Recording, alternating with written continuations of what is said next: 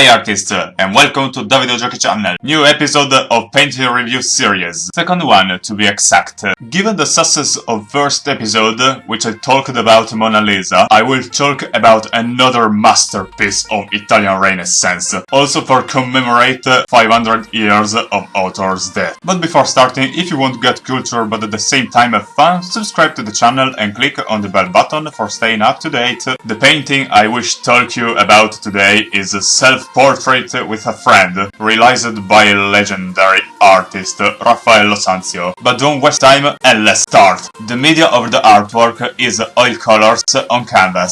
Height is 99 centimeters or 39 inches, while the length is 83 centimeters or 33 inches. It has been realized between 1518 and 1520, and now is located in the Louvre. Wow, the French should just be grateful for all the masterpieces that we have allowed him to exhibit in the Ville Lumière. Whatever, I will say to start immediately from the element that last time I had last, the background. As you can see, it's an uniform dark grey, probably chosen for highlight the two protagonists and don't divert our attention on decorative elements. Light comes from the left and from the top, so that illuminate mainly the faces. But who are these two men? Title explains it, of course. The presence of the man on the left ensures that painting is a self-portrait.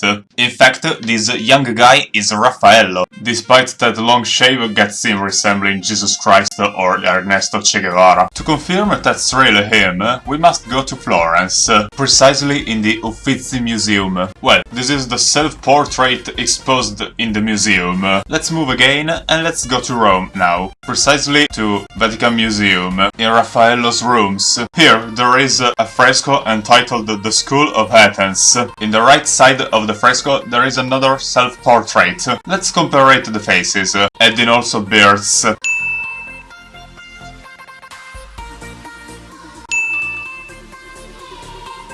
As you can see, there are some similarities. Now I talk you about the second character of the painting. Nobody knows who is this man. Raffaello doesn't nominate him in the title, so historians could only make assumptions about his identity. Ironically, we could almost call him John Doe, as in American crime dramas. However, there is a small detail that could provide a clue. Look at the bottom right, in the circle I have drawn. What you can see?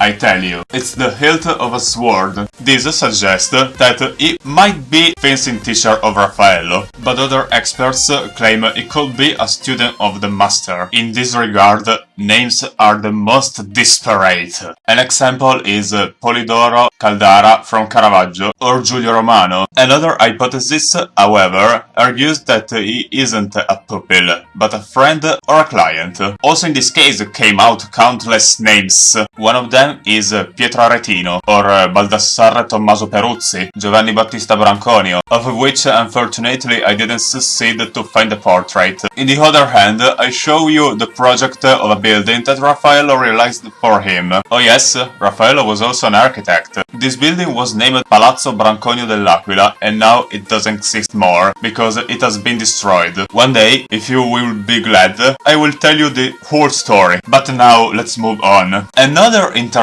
name is Antonio da Sangallo il Giovane. Also in this case I didn't find portraits, but just a building realized by him. This is Palazzo Baldassini in Rome. In 17th and 18th century, authors of inventories indulged themselves, inserting also names of people like Giovanni Antonio de Sacchis's, as known as Il Pordenone, or Jacopo Carucci, as known as Il Pontormo. But these last two names are just assumptions, disproved by other known and better documented effigies. We don't know where the painting comes, nor if it's belonged to Francis I of France, although it was found in Fontainebleau, his castle, for a certain period of time. So, as you can understand, the aura of the mystery that hovers over this picture is quite broad. Think that in a first moment Raffaello was neither considered the author of the painting. thanks to the job of art historians like Adolfo Venturi, Richard Berenson and Rodolfo Pallucchini, now attribution to Raffaello is well established. In the past, there was also rumors about the possibility of making by Sebastiano del Piombo. Also in this case, I didn't find portraits of him, but feast your eyes with this masterpiece. About some researchers, the hieratic pose that takes Raffaello is a reference to the self-portrait with fur of Albrecht Dürer, which the Sensio knew and admired. Blah. I hate furs. To make us realize they are very in tune, Raffaello paints himself and his friend with an almost identical tunic and a long shave. These two elements, being in stuff for young men in that period of time, seems want to emphasize a deep confidence between the two friends, accentuated also by the hand resting on the shoulder of the mysterious man, and from the fact that he is looking backwards staring at the painter, emphasizing a strong empathy and mutual sympathy. Finally, take a look good to the friend's left hand. It's stretched out, stretched forward. It's like Raffaello wants to say to us, I will introduce you to a friend of mine. Kinda like a suggestion of friendship on Facebook. Haha, whatever, in all seriousness. It seems that the intention of Raffaello should be make the viewer third character of the painting, changing it in a protagonist. Provisional, but still a protagonist. So, in summary, we don't know who was the client which commissioned this masterpiece to Master of Urbino. But I'm tempted to say he did it also for us,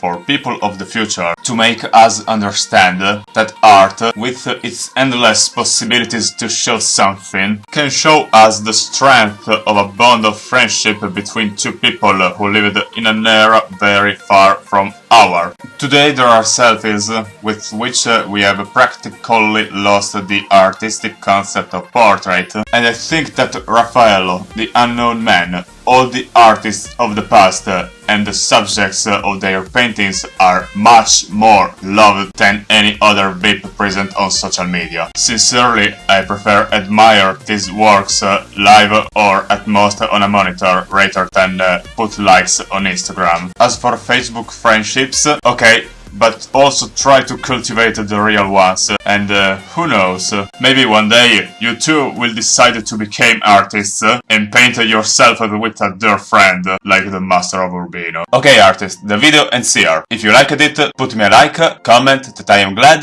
and subscribe to the channel. Follow me also on my other socials, link in description, share the video with all your friends, family and acquaintances, and click also on the end card. Oh, and if you want I talk of somebody or something in particular, ask it. I am always open to video on demand. I wait you always here to the next episode of Davide Giochi channel. Ciao!